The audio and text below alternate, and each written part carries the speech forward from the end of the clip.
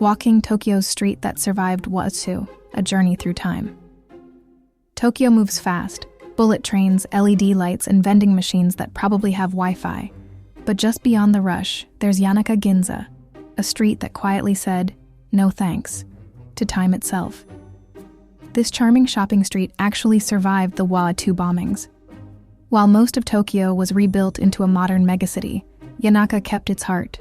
Wooden houses, mom and pop shops, and that smell of freshly fried croquettes that could distract you from your own life goals. Locals call it Shitamachi spirit, the soul of old Tokyo, where everyone knows each other's business and nobody minds.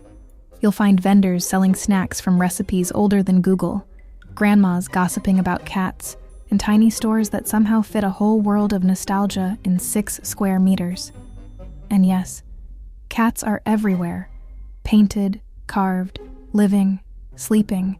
It's like the cats survived too, just to supervise the humans. Stay until dusk, when the lanterns flicker on, and the street glows gold. It feels like the past and present shake hands. So if you ever visit Tokyo, skip the skyscrapers for a day, and walk down Yanaka Ginza, where history didn't just survive, it learned to make really good croquettes.